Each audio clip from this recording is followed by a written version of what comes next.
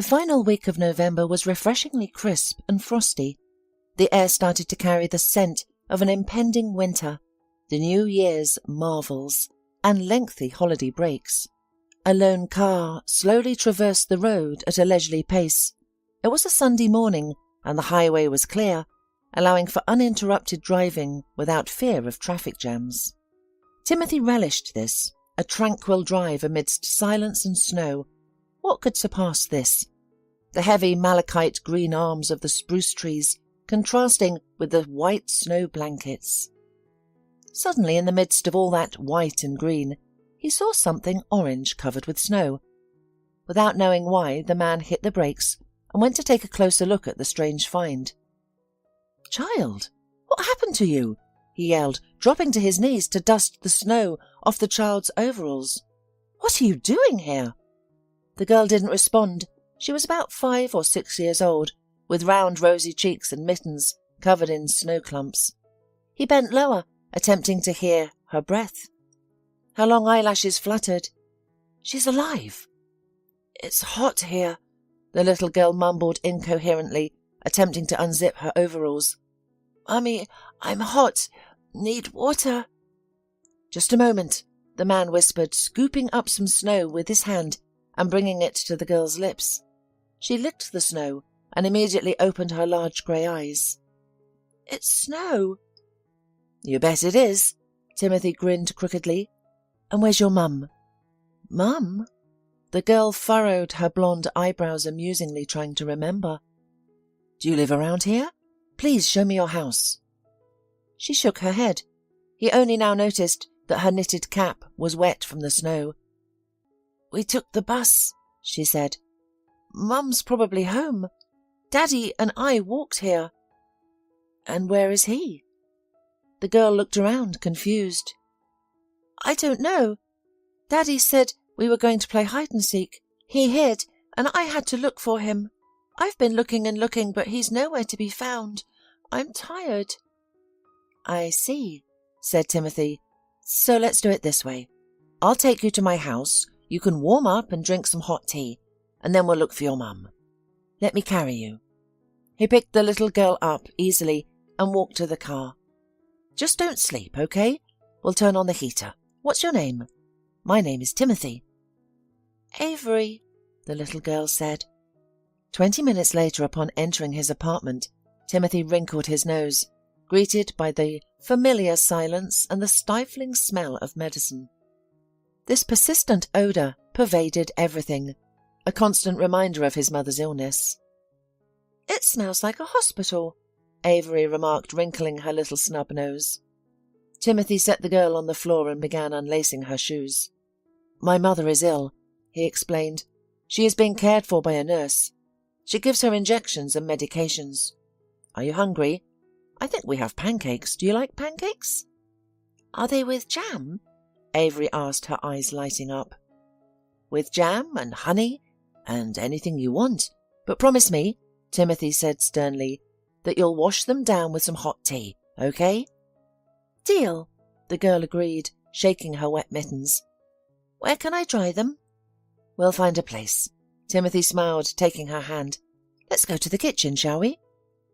Timothy was right. The pancakes were still there, warm and ready to be devoured. Avery sat on a high stool, hungrily eating her treat and sipping her tea. Timothy left for a moment, returning shortly with a pair of warm woolen socks. "I don't have your size, you know," he said, pulling the socks over the child's cold feet. "But these will do. The main thing is that they're warm." The girl paused with the pancake halfway to her mouth and looked at him with a childlike intensity. "Don't you have any children?" she asked in surprise. "No," Timothy admitted, "but I will have them some day." The girl fidgeted restlessly in the chair. "Dad says he who has no children is a lucky man," she said, staring straight ahead. "He says children are only trouble and loss, especially girls." "Oh, your dad talks nonsense," Timothy said angrily, then added more calmly, "Well, I mean, your dad probably didn't mean it. He was likely just angry or exhausted at the time, so he said it without thinking." "No, He says that every day, the girl said glumly, and Mummy cries and cries. Timothy was finally confused. It seemed that this little girl's family was the kind that even the enemy would not wish. What should I do now? Of course, I must find the girl's parents, but how can I give her back? She'll have to listen to her father's nonsense again. Let me pour you some tea, he said, awkwardly changing the subject. You aren't probably warm yet. Oh, there's Valerie. He looked at the nurse who had entered the kitchen. Hi, Valerie said tiredly. Her eyes were reddened. Clearly she had been up all night, due to Timothy's mother's insomnia. The poor nurse had spent the night reading aloud Dumas's novels. I heard your voice. I came to see who you were talking to. I thought it was the doctor again. But I was wrong. Who's this girl? She looked at the little guest, who was engrossed in dipping pancakes in jam, and seemed oblivious to her surroundings.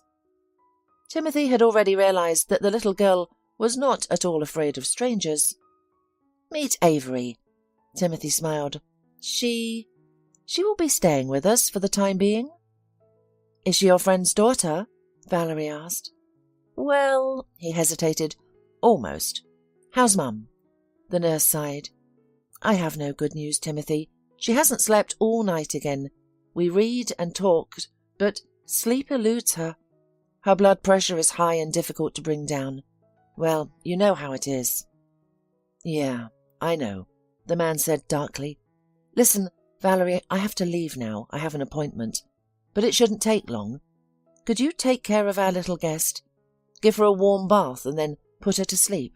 She's been playing in the snow and is exhausted. Oh, of course. I'll look after her. Plus, your mother finally fell asleep, so don't worry. Avery? Do you like to have a bath? Valerie asked, and the little girl nodded cheerfully, her face smeared with cherry jam. Timothy stepped out of the house, inhaling the fresh air, devoid of the constant medicinal scent. It felt good. He had been growing uncomfortable at home, primarily due to his ailing mother. It was painful for him to watch, day by day, as a close person gradually passes away from this life, and he looked at it and couldn't do anything to help. Timothy had been caring for his mother for a year since they moved in together. He hired a professional nurse, paid for the best doctors, and catered to his mother's every whim. However, all of these efforts felt futile. He consoled himself with the thought that his mother's transition from one world to another would be as comfortable as possible. Timothy was so deep in thought that he didn't realize his phone had been vibrating in his pocket for a while. Hello? It was Timothy's mother's doctor on the line, who was scheduled to visit her that afternoon. Timothy, good day. Can we talk? Yeah, is something wrong? Timothy said, settling behind the wheel.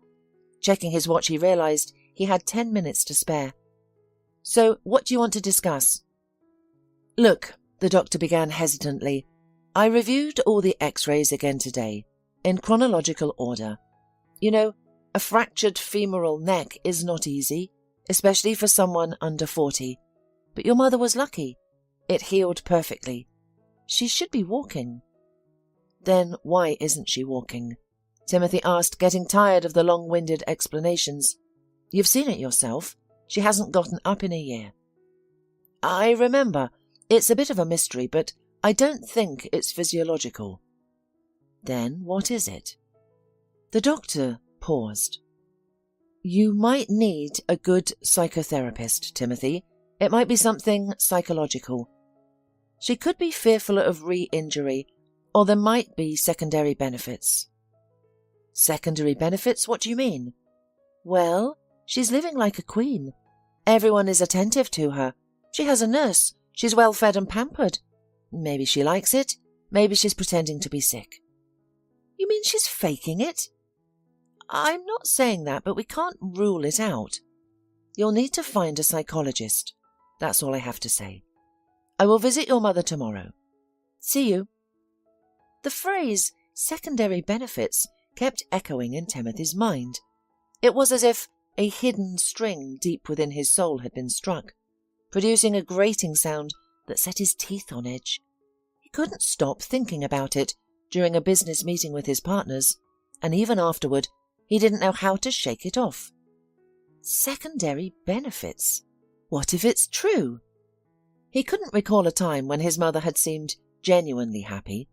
He had always felt a pang of sympathy for her, as though she were perpetually unfortunate. Her relationship with her father was tense. While they weren't poor, and his father was neither a drinker, abusive, nor unfaithful, something vital was missing from their relationship. Perhaps it was simple human kindness. His mother was a chronic complainer, perpetually dissatisfied with something. Her husband, her son, life in general. Worse yet, she never tried to restrain herself. At best, she would adopt a distant gaze and mumble under her breath. More often, she would yell and shame. In response, his father would retreat to the garage to work on the car, silently escaping the constant accusing without uttering a word. Occasionally he would retort, triggering a major argument that made home an unbearable place to be, and he left. Afterward the woman would cry, lamenting her miserable life to her son, before dissolving into tears again. Timothy remembered how desperately he wanted to see his mother happy. He used to try to comfort her after each family dispute, and often made small child gifts for her. He was willing to give her everything, but it seemed as though she never noticed. She was perpetually saddened by the fact that her son was not an exceptional student. After parent-teacher conferences, she would return looking sorrowful and with a sigh of disappointing, "Nothing good, I'm very upset." As Timothy grew older and started resisting her increasing control, a new kind of struggle began. His teenage outbursts became a cause for suspicion of drug use and speculation about his future profession. His mother predicted that he would become a janitor. Initially, Timothy felt hurt, but he eventually became used to it, even learning to disregard it. Such is her character, he thought with a philosophical calmness. He began to perceive his mother's screams as mere white noise. However, an incident closer to his graduation broke his patience. Excuses about his mother's character lost all significance. The girl's name was Marissa. She studied in a parallel class. Unexpectedly, as is the case, love struck them both, despite the fact they had barely noticed each other before.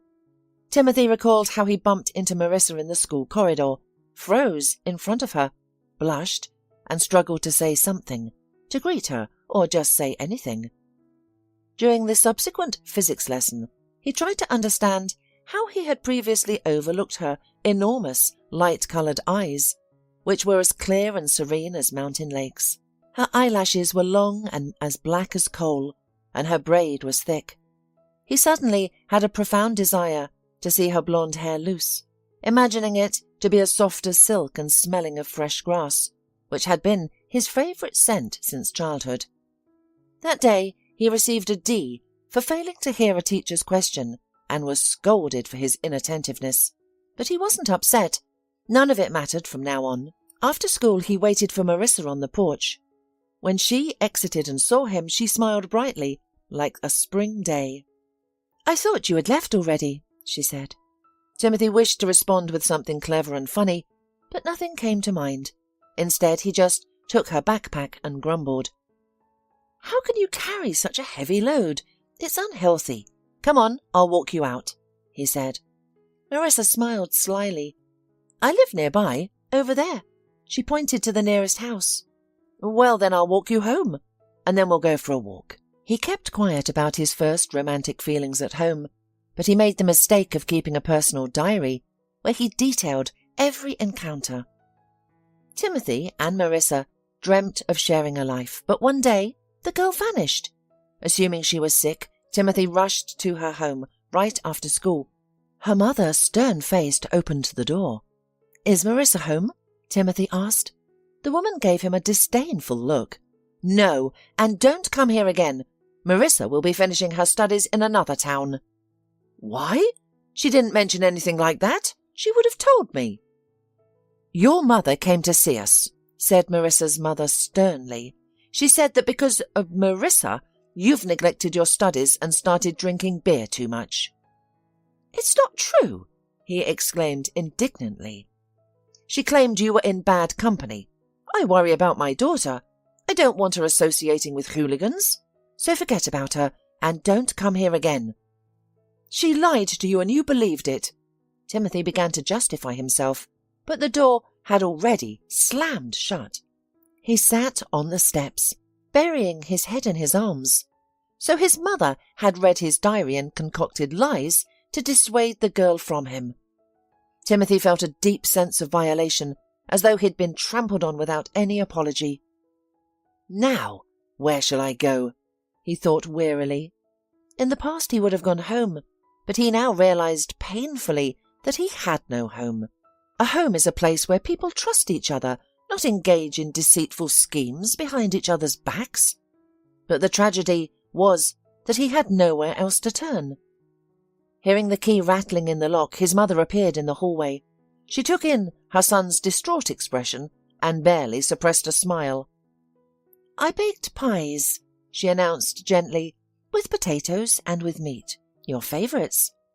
"Thank you," Timothy mumbled. "I'm not hungry." "I see," his mother responded, placing her hands on her hips.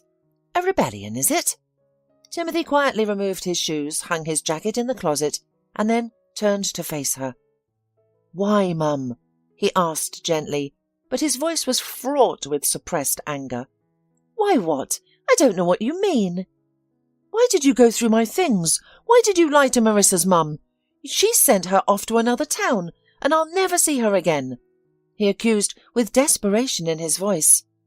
His mother's face was impenetrable. "I had nothing to do with it," she responded. "I don't know what you're talking about. Wash your hands and sit at the table." "Why do you lie to me, Mother?" he asked tiredly. "I've been told everything." "I've told you clearly I had nothing to do with it," the woman insisted. "I see," he said. "You had nothing to do with it. And anyway, it was all my dream. I get it."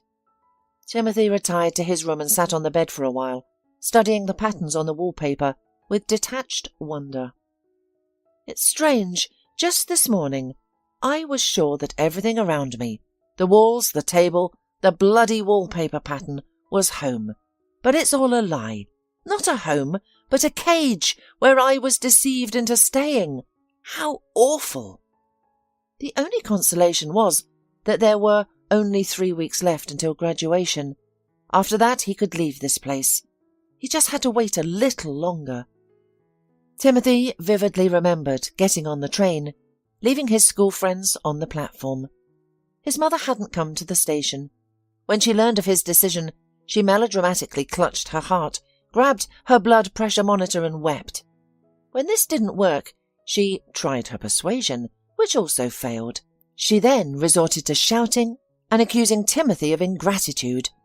This could have continued indefinitely if his father hadn't intervened. "Don't, Rachel," he said. "You've brought this on yourself. Let him go." "From home?" "Yes, or you'll ruin his life too." He looked at Timothy with understanding and sympathy in his eyes. "Thanks, Dad," Timothy said gratefully.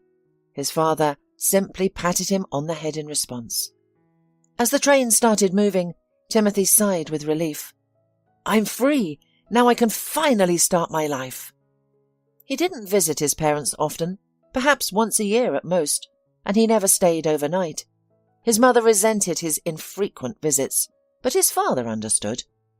During Timothy's first visit, his father asked him to help clean the garage.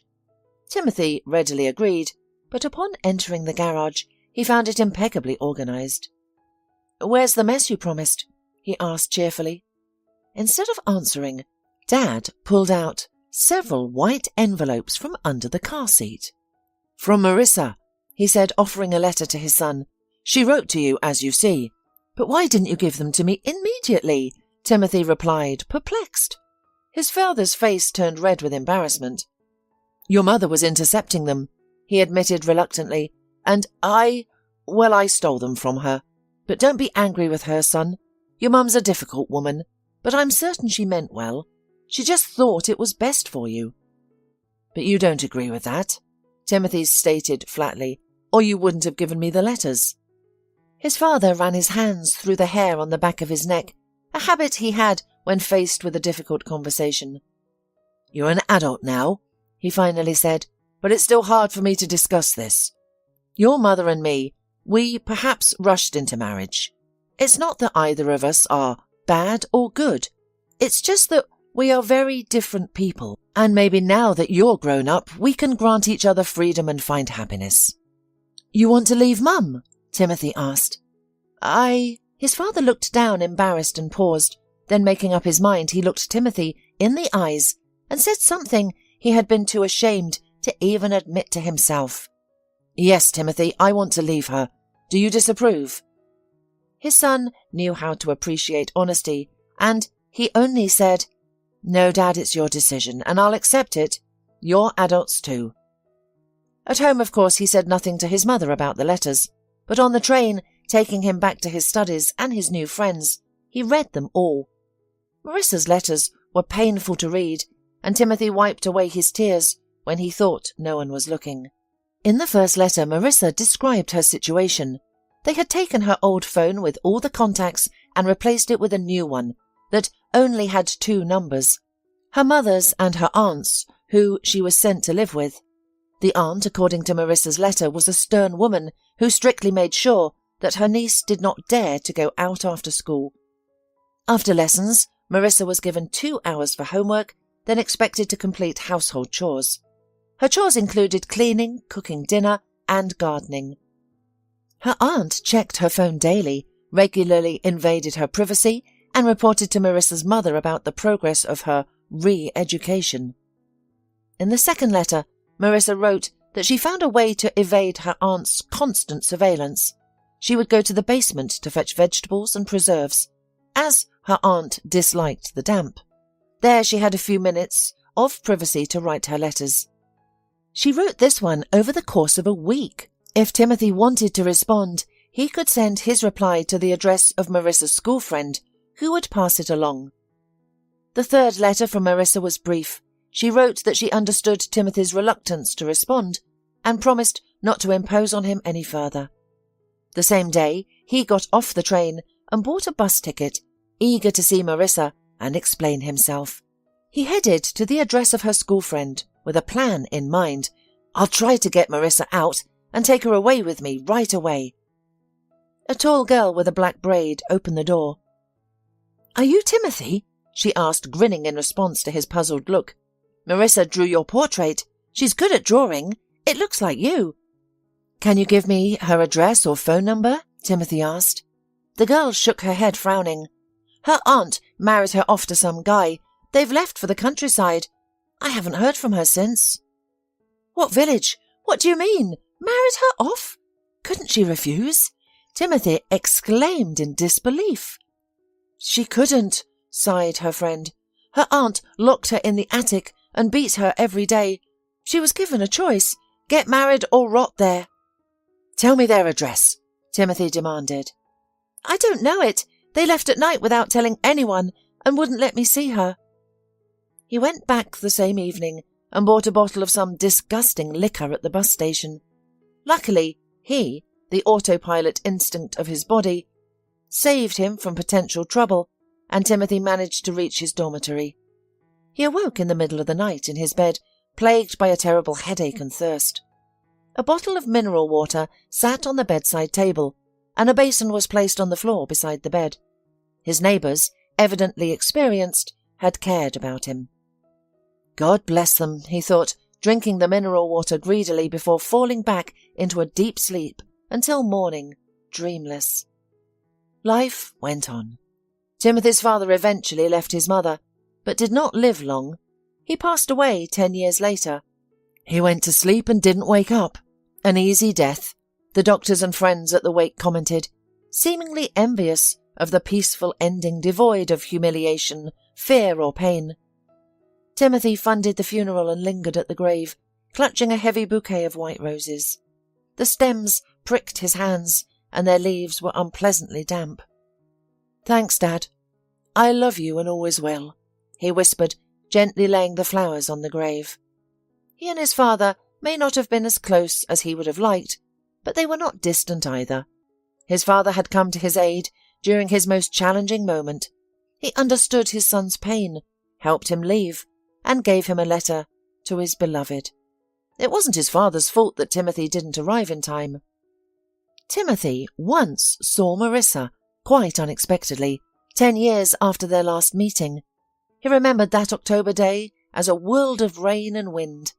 He had sought refuge in a nearby cafe and had just settled at a table when he felt someone's gaze on him. "Marissa?"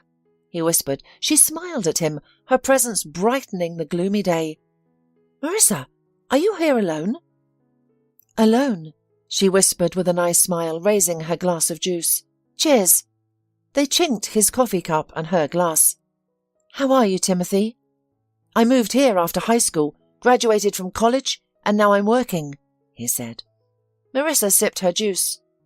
"I was sorry I couldn't say goodbye to you. I was afraid you'd be upset." "Well, of course I was upset, but your mother told me that it wasn't your fault." "I wrote to you several times, but when you didn't respond, I thought—" "My mother intercepted your letters," Timothy said. "My father found them and gave them to me. I came looking for you." "Yes, she told me. It doesn't matter, Timothy. I'm just so glad we met. I thought I'd never see you again." "And what about your life?" he smiled. "I suppose you've got kids already?" Marissa sighed and shook her head. "Actually, no. I often go to the city, to the clinic. They say I'm fine. I guess—" she sighed again. "It's just not time yet." "And your husband, are you living well?" Timothy asked. Marissa smiled nonchalantly. "All sorts out in our life." They talked until the evening and realized it only when it was already dark outside the windows. "You've probably been waited for at home by now, aren't you?" Marissa shrugged. "When I come here, I always tell my husband that I'm staying at the clinic overnight." "But, in fact?" Marissa laughed, seeing the confusion on his face. "I don't have a lover. It's just so nice to go shopping, buy yourself something, or go to the movies, or sit in a cafe. It's my own personal sip of freedom. I've never really been free. First my parents had me on a tight leash, then my aunt, and then my husband." She spoke candidly, not dodging answers or trying to be sly. She's always been like that. "You haven't changed a bit," Timothy said, looking at her fondly. Yes, there were wrinkles under her eyes, and her lips were not as vibrant as they once were, but Timothy didn't pay any attention to these minor details. The spark of true magic lay in her infectious laughter and the innocent expression in her eyes. This was his Marissa, his first love, who had completely turned his life around. "Do you want to go somewhere else? Maybe to the movies?" Timothy asked. Marissa traced her finger over the frosty glass, filled generously with ice by the bartender.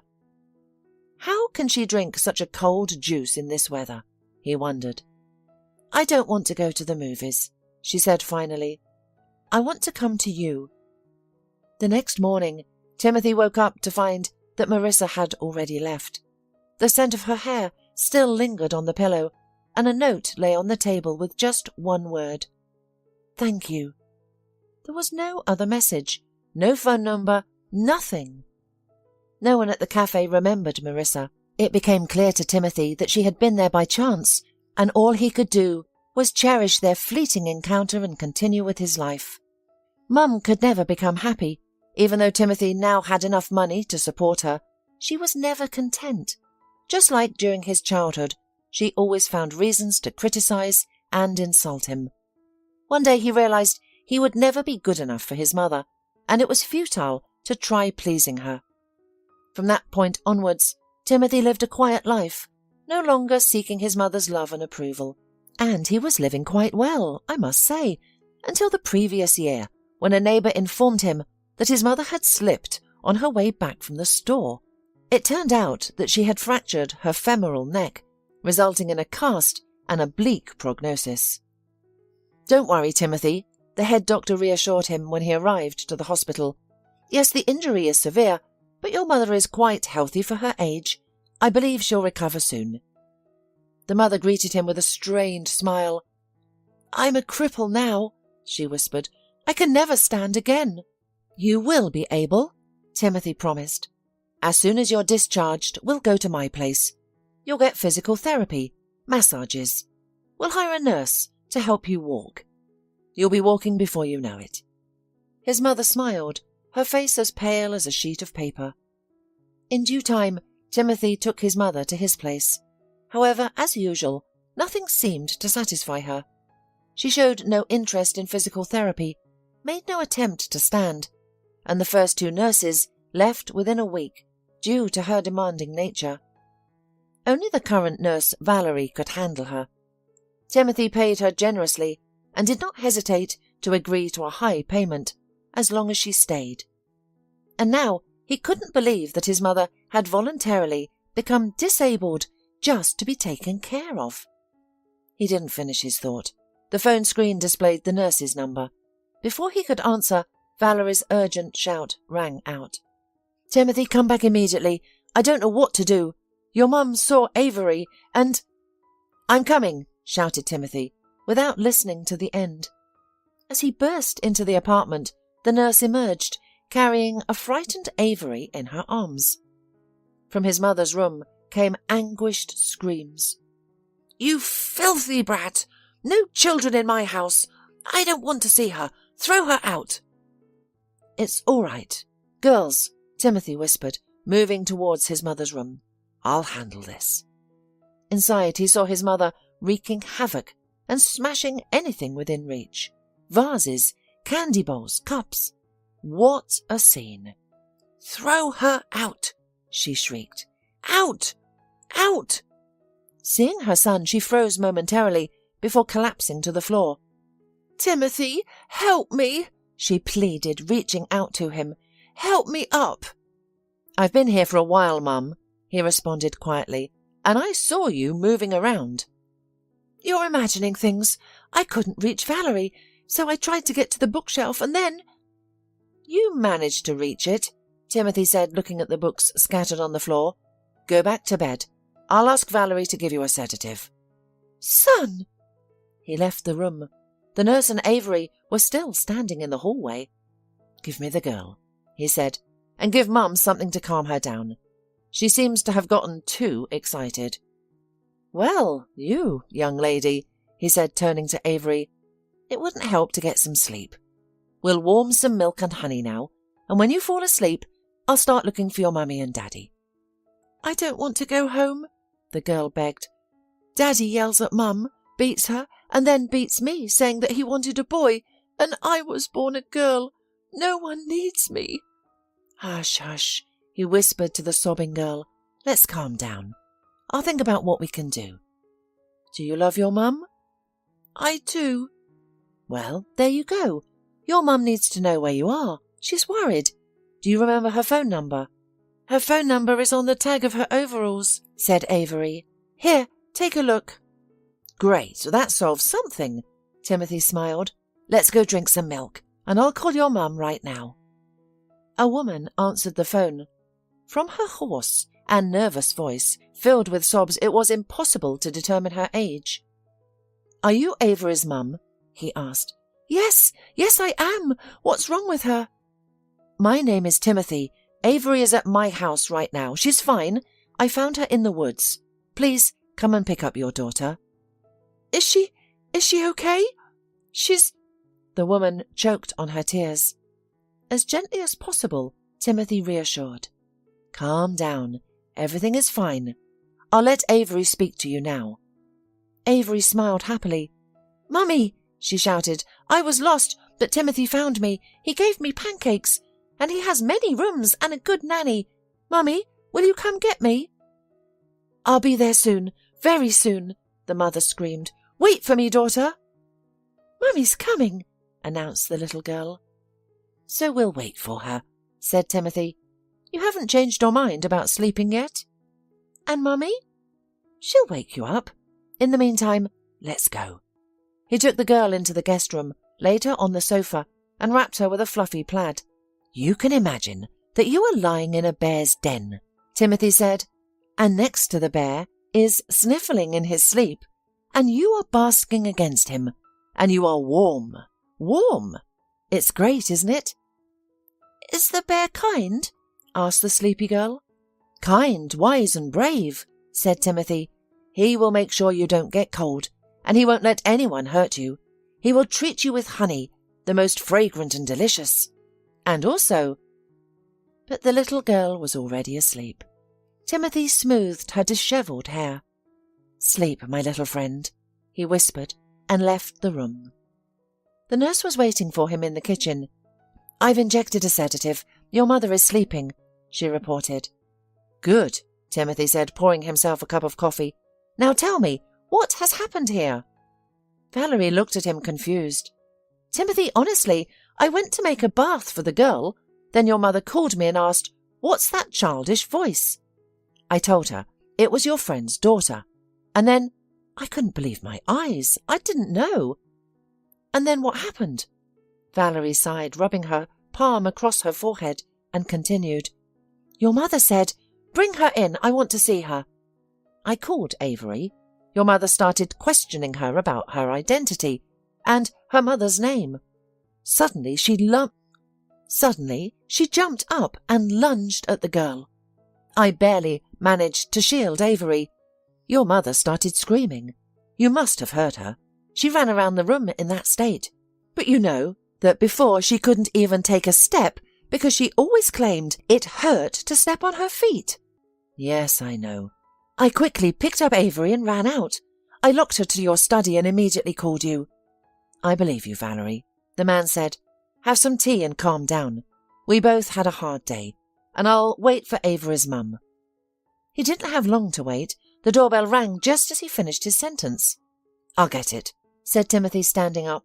Then there was a long silence, so long that it made Valerie worry. She had no idea that a haggard and trembling Marissa was standing at the door. "Timothy," Marissa stammered, "is that you?" He silently took her hand and pulled her close. Marissa started sobbing. I thought... "Shh, it's okay, Marissa. Avery is asleep. Do you want to see her now? Let's go." Marissa knelt in front of her sleeping daughter, her hands fumbling as they touched the little girl's hair and adjusted the plaid. "Let her sleep a bit," Timothy whispered. "She's had an exhausting day. Let's go talk." He led her to his study and settled her into a chair. Marissa's hands were shaking. "We'll get through this," he promised, procuring a bottle and glass from the bar. "I don't—" "Just take it," he insisted, making her sip. "Take a sip and then again." Marissa obediently sipped, squinted her eyes but swallowed. "That's it. Good job. Now tell me everything from the start." And she began. "When I got married, Glenn said he needed me to bear children. He wanted at least 5 boys. He didn't love me, but he believed that since I was young, everything would be fine."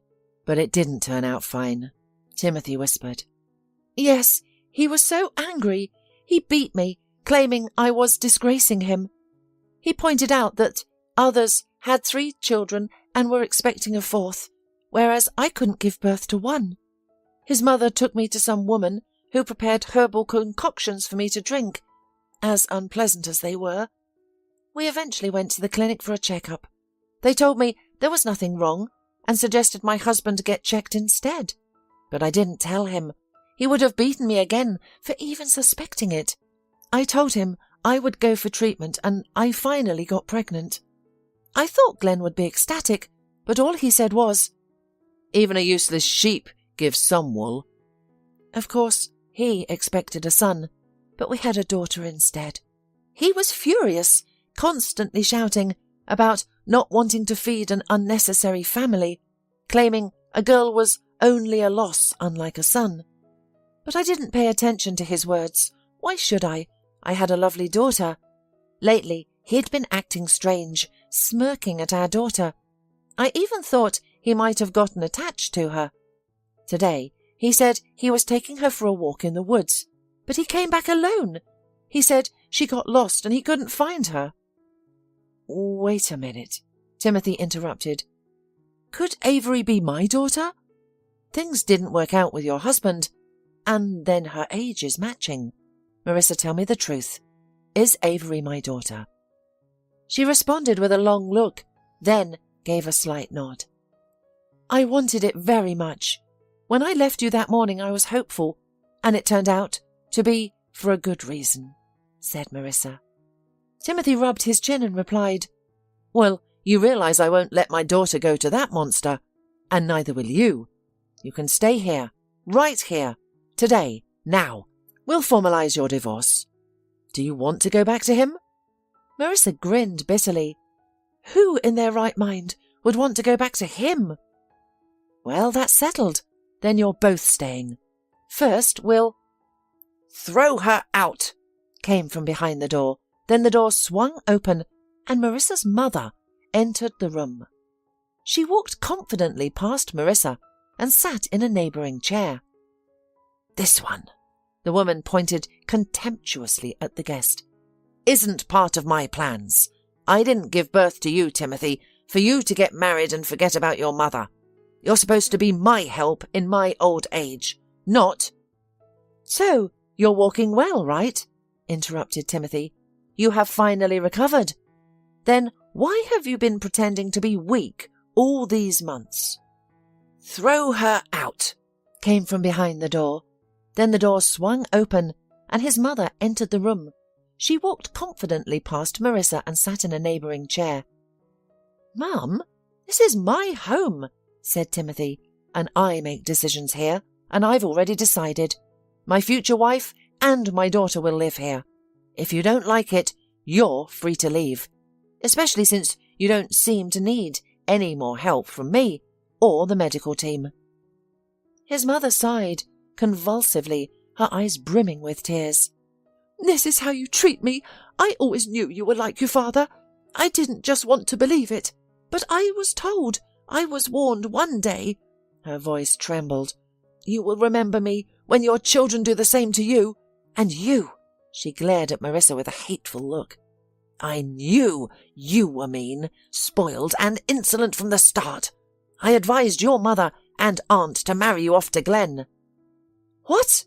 Marissa gasped. "You? But how?" "I knew everything that was happening to you. I watched you through your mother. I found Glenn and hoped that you'd be far away from my son. But you found a way to get back. Remember, Timothy, if you marry this viper, you're no longer my son. I don't want to see you or your children. I will never accept her. Now, I'm leaving. I'm going back to my apartment because my own son has kicked me out of his house." With these words, the woman stood up and, with determined steps, headed for the exit. "Secondary benefits," Timothy muttered. "What?" Marissa asked. "Nothing important. I'm sorry I got you caught in this scandal. I didn't realize it myself until today." The front door slammed loudly as the mother left, and confused Valerie knocked on the door. "Timothy, your mother just left. She got dressed and left, and I—" "It's all right, Valerie," the man said. "She doesn't need your services anymore. But if you need a job, maybe you could stay with us. You could be a nanny for my daughter, Avery." Valerie nodded, smiled, and, most importantly, didn't ask a single question. "Mummy, you're here!" A dishevelled little girl from her nap ran into the office. Marissa jumped up and held out her arms. "Avery!" "Yes, Avery, your mum is here now," Timothy replied with a smile. "And you know, we have talked and decided that it's better for us to live together. Mum doesn't mind, does she?" Marissa answered him with such a radiant smile that there could be no doubt. She was only in favour. "You know," she whispered in Timothy's ear, "I always hoped that one day you would find me and this nightmare would end." He put his arms around her and lightly kissed her temple. "Now all the nightmares are behind us. Only good things await our family." "What about your mum?" Marissa asked. "Is she going to be—" "As for Mum, I'll give her money to cover everything, but then, I don't know. It's too painful for me to discuss right now. I'm simply not ready for this." "Rachel," the neighbour said reproachfully, "you can say whatever you want, but you still have a good son." "If he were good, He'd be concerned about his mother's old age, not some woman, retorted Rachel. Her voice was so full of conviction that it momentarily frightened the neighbour. Rachel, she said gently, have you ever loved anyone in your life?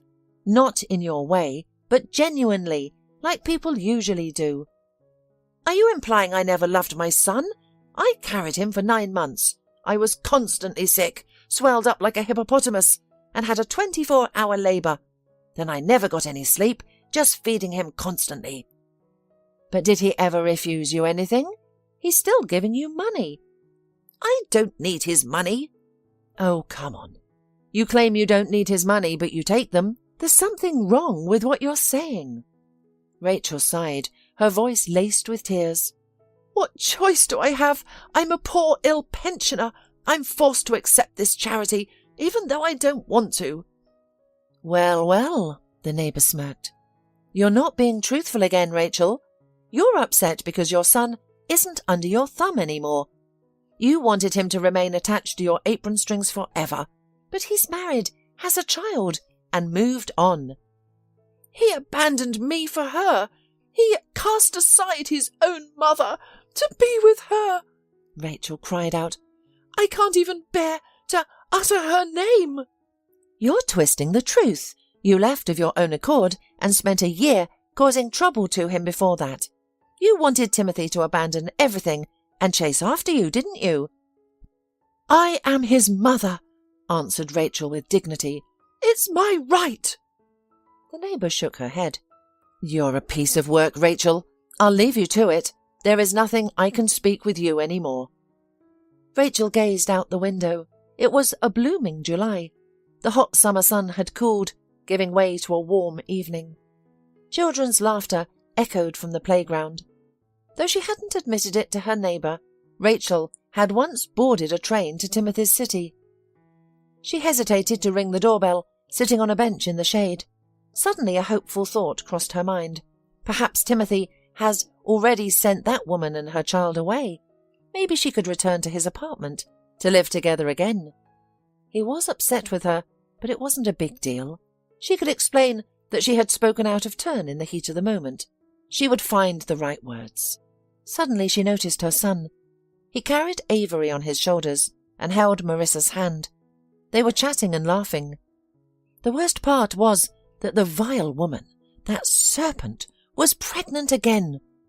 She shamelessly caressed her large belly, looking incredibly pleased with herself. The sight made Rachel want to leap up and make a scandal. How dare she steal my only son, take my place, impose her brood, and get pregnant again? She did all this deliberately, the wretch. Rachel seethed. She planned all this to make sure Timothy wouldn't leave her. She's a wicked woman. Filled with indignation and a sense of helpless despair, she returned home, collapsed onto her bed, and burst into tears, pounding her fists into her pillow. It was clear that her son was happy with his family, while she had been cast aside. The neighbour was right.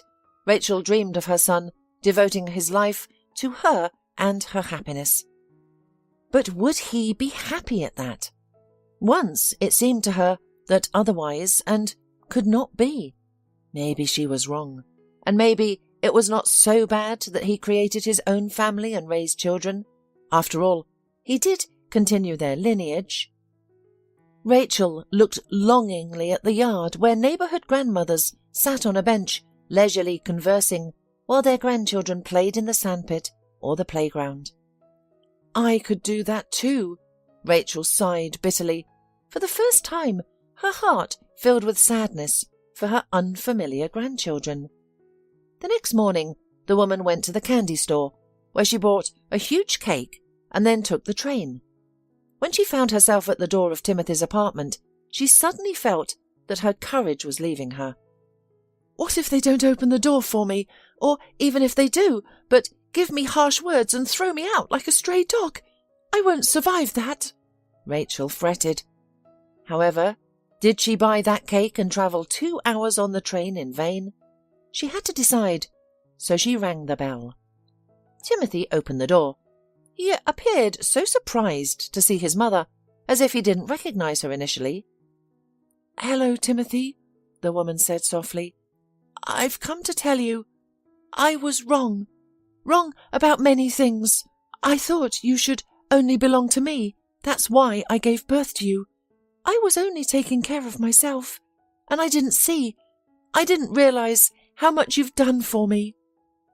"And now, all of a sudden, you've realized everything, haven't you?" he asked. "Well, I had time to think about everything and recognize what loneliness is. I want to be a good mother, not selfish, and a good grandmother, if you'll let me." He glanced at the box of cake. "Did you bring this for us?" "For you. I thought maybe we could have tea together." "Timothy," his wife called out to him, "are we having guests?" Marissa approached her husband and froze in place, looking at Rachel. She held a plump baby asleep in her arms. "Marissa," Rachel said, "I've come to visit, but first I want to apologize for everything I've done to your life." Marissa looked questioningly at her husband. He put his hand on her waist. "Well, you've apologized. And perhaps you really have rethought things. In that case, welcome." Marissa sliced the cake and placed it on plates.